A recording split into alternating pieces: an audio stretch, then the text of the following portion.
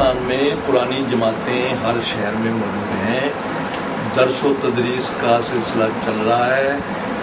بڑے بڑے بزرگ، بڑے بڑے پڑھے لکھے تعلیم یافتہ لوگ ایک ایک شہر میں دور دور بیٹھے ہوئے ہیں اور ذاتی طور پہ درس دے رہے ہیں قرآن کا، اور لوگوں کو یہ بتا رہے ہیں کہ اصل دین جو ہے نا وہ قرآن کی تابع داری اتباع میں ہے.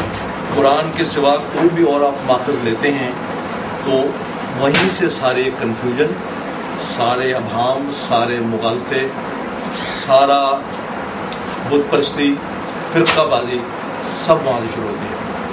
اب یہ درس و تدریس کا سلسلہ سر سید احمد خان سے چلا ہوا ہے اور اس میں وقت کے ساتھ ساتھ بڑا ارتقاء آیا ہے، بڑی ریسرچ ہوئی ہے. قرآن کے معنی نئے سے نئے جدید ترین علوم کی روشنی میں نکالے گئے ہیں اور وہ حتی المقدور پھیلائے بھی گئے ہیں. اس میں میں کسی کا نام نہیں لینا چاہتا کیونکہ ہم کسی کے نام کے ساتھ وابستہ نہیں ہیں. اگر ہم کسی کا نام لیتے ہیں تو ہم پہ ٹھپا لگتا ہے اور ہم ٹھپا نہیں لگوانا چاہتے، اپنے اوپر لیبل نہیں لگوانا چاہتے کیونکہ ہم کوئی فرقہ ہے ہی نہیں.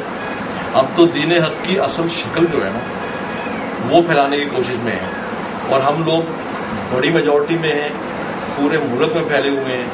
لیکن آج تک کوئی ایک پلیٹ فارم ایسا نہیں تھا کہ جس پر ہم اکٹھے ہو جاتے اور ہماری ایک شناخت بن جاتی اور ہماری آواز میں کوئی طاقت پیدا ہو جاتی. اسی مقصد کے لیے کئی لوگ کوشش کرتے رہے ہیں لیکن کامیاب نہیں ہوتے رہے. جماعتوں کے پاس تو کروڑوں اربوں روپے کے وسائل جمع ہو جاتے ہیں اور جو صحیح دینی جماعت کوئی ہے وہ اپنے اسی محدود دائرے کے اندر بیچارے بیٹھے ہیں، کوئی پرسان حال نہیں ہے بلکہ ان کے خلاف محاذ بنے ہوئے ہیں. تو اس سب سچویشن کے سدباب کے لیے ہمیں طاقت چاہیے. طاقت کے لیے یونٹی چاہیے، اتحاد، اور اتحاد کے لیے ایک کوئی پلیٹ فارم اور ایک لیڈر بڑا ضروری ہوتا ہے. یہ سب چیزیں برسوں سے سوچ میں تھیں لوگوں کی، تو بالآخر فیصلہ یہ کیا گیا کہ بھئی نکلیں، آگے بڑھیں.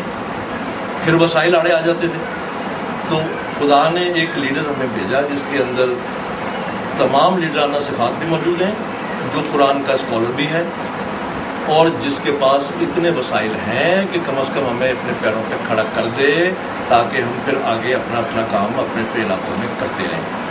وہ خدا نے جو بندہ ہمیں بھیجا تھا وہ ڈاکٹر اسد الاسلام سید ہیں، جن کا تعارف آپ کے پاس آ جائے گا اور ان کتابوں میں ہے اور ان کی سوانح ہم چھاپ رہے ہیں. کیونکہ پارٹی کی علامت لیڈر ہوتا ہے. اگر ہم ایک لیڈر کا نام لیتے ہیں تو شخصیت پرستی نہیں کرتے. ایک پارٹی ایک مجہول چیز ہوتی ہے جب تک کہ ایک انسان سامنے نہ کھڑا ہو لیڈر کے طور پہ، تو وہ بڑا ضروری ہے. اس سے کوئی یہ مطلب نہ لے کہ ہم کوئی شخصیت پرستی کر رہے ہیں، نہیں، نظریے کے پیچھے چل رہے ہیں. لیڈر ایک بڑا ضروری ہے، وہی اسٹیئر کرتا ہے، وہی ڈرائیو کرتا ہے، صحیح سمت میں لے کر جاتا ہے. تو ہمیں خدا نے یہ بندہ ایک ایسا دیا جس نے اپنی عمر بھر کی ملازمت کی جمع پونجی لگا دی اور ایک پرانی پلیٹ فارم لیگل آئینی قائم کروا دیا. نہ صرف قائم کروا دیا بلکہ ایک ہیڈ آفس آپ کا مرکزی ایک مرکز راولپنڈی میں صدر میں قائم ہو چکا ہے، جہاں سے ہمیں ترسیل کرتے ہوئے یہ مواد 3 مہینے ہو چکے ہیں. اس 3 مہینے میں ہم نے 34 شہروں میں اپنی زبردست موجودگی جو ہے وہ قائم کر لی ہے.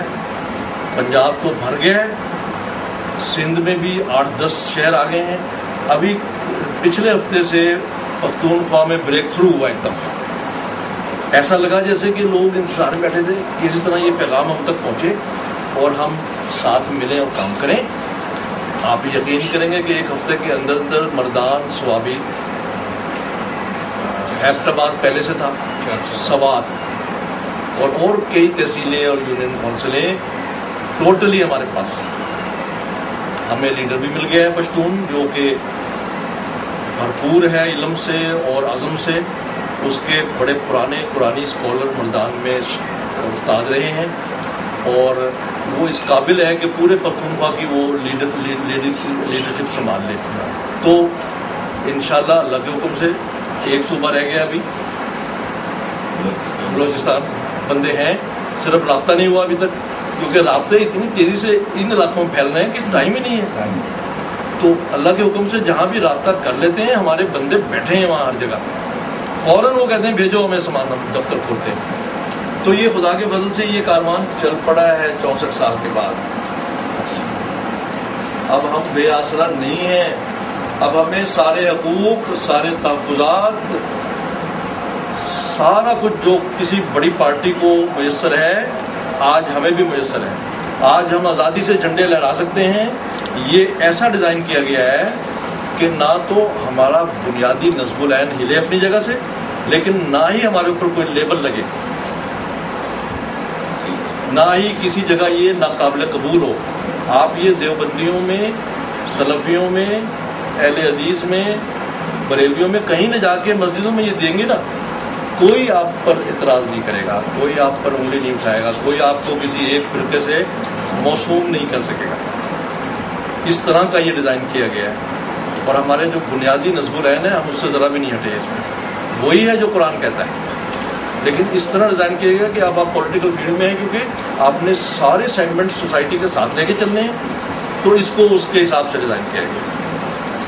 پھر بھی یہ کوئی اللہ کی کتاب نہیں ہے، ریوائز ہو سکتا ہے، مشورے دیے جا سکتے ہیں، چینجز آ سکتی ہیں، کوئی مسئلہ نہیں۔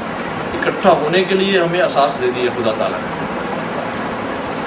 یہ 64 سال بعد ایک خوشی کا وقت ہے ہمارے لیے کہ ہمارا ایک پلیٹ فارم ہے، ہم ریکگنائزڈ ہیں، ہمارا نام پورے ملک میں پھیلنے والا ہے، پبلسٹی چل رہی ہے، بڑے بڑے بورڈ لگ رہے ہیں، پوسٹر لگ رہے ہیں، دلیری کے ساتھ ہم بیٹھے ہیں، اور انشاءاللہ چند مہینے کی اور بات ہے، ملک گیر شہرت ہوگی انشاءاللہ۔ یہ ساری ہسٹری ہے پچھلے 64 سالوں سے اب تک۔ اب آپ بھائی جو بھی کہنا چاہتے ہوں، کوئی سوالات ہوں، کوئی اور مسئلے مسائل ہوں، یہ آپ سب کی سیفٹی اور آپ کے گھرانوں کی سیفٹی مد نظر رکھی گئی ہے۔ اس میں کوئی آپ کو نہ پرویز نہیں کہہ سکتا ہے، نہ کسی اور قسم کا آپ پہ لیبل لگ سکتا ہے۔ ہم ہیں ہی نہیں، تو قرآن پر چل رہے ہیں، ان کو گئے کو 25 سال ہو گئے، وہ استادوں میں سے ایک استاد تھے، اپنا ان کا رتبہ اپنی جگہ ہے اور رہے گا ہمیشہ، اور بہت استاد ان کے بعد بھی آ چکے ہیں، دنیا بڑی ترقی کر چکی ہے۔ ان کے فوت ہونے کے بعد 25 سال جو گزرے ہیں، اس میں زمانہ 200 سال آگے چلا گیا۔ جی وہ تو سوچ نہیں سکتے تھے وہ چیزیں جو آج ہمیں میسر ہے۔ یہ اس کے اوپر جو کچھ ہمیں میسر ہے، یا کمپیوٹر میں جو کچھ میسر ہے، ساری دنیا کا علم اور نالج اور انفارمیشن موجود ہے ہمارے آگے۔ مختصراً یہ صورتحال ہے۔ آپ سب بھائیوں کا تعاون اور مضبوطی سے آپ نے قائم رہنا ہے۔ اس پارٹی کو جو آلریڈی ایک ملک گیر پارٹی بن چکی ہے، اس کو اوپر پہنچانا ہے، وہاں ٹاپ پر دیتی ہے۔ کوئی چارہ نہیں ہے اس قوم کے پاس، ایک ہی رستہ اوپن ہے اب آگے، جو تباہی بربادی، جو جس قعر مذلت میں ہم گر چکے ہیں، ایک قرآن ایک واحد راستہ ہے، نہیں تو ختم ہو چکے ہیں تقریباً۔ ہمارا جو مین نعرہ جو آپ سب بھائیوں نے آگے کرنا ہے، وہ سیدھا سیدھا نعرہ ہے کہ اس زمین پر جو بھی پیدا ہوا ہے اس کا مساوی حق ہے، اور وہ مساوی حق اس کو ملنا چاہیے بغیر مانگے، جو کہ بری طرح لوٹا جا رہا ہے۔ چند ہزار لوگ 18 کروڑ کا سارا حق، سارے واجبات، سب پریولیجز سب کھانے بیٹھے ہوئے، اب وہ ہم نے چھیننا ہے ان سے۔ ہم نے ہر آدمی کو وہ حق بغیر مانگے اس کو حق کے طور پہ گھر پہنچانا ہے۔ یہ منشور ہے، اور لمبی چوڑی باتیں کسی سے نہیں کرنی۔ دین کے فلسفے کی الجھنوں کے اندر گھسنا ہی نہیں ہے کہ جہاں اختلافات پیدا ہوں انٹرپریٹیشن کے، اور آپ کو کوئی کچھ کہے، آپ کو جو کچھ کہیں، یہ وہ منشور ہے جس کے آگے کوئی بول ہی نہیں سکتا۔ باقی ہم جانتے ہیں کہ ہمارا اصل مذکور قرآن ہے، ایک ایک لفظ کے مطابق جس وقت ہم اوپر آئیں گے ہم نے وہی نافذ کرنا ہے، لیکن وہ نافذ کرنے سے پہلے انسانوں کی سارے دکھ، ساری احتیاجات، ساری غربتیں، افلاس سب دور کرنا ہے۔ کوئی نظریہ نہیں پھیل سکتا جو پیٹ نہیں بھرا ہوتا، اور پیٹ بھرنا ہوتا ہے حق کے طور پر، بھیک کے طور پر نہیں۔ کوئی اللہ نے انسان کو عزت دے کر پیدا کیا ہے دنیا میں، ہر انسان باعزت ہے، طرف اس کی عزت چھین لی گئی ہے کیونکہ اس کے سارے حقوق چھین لیے گئے ہیں۔ مختصراً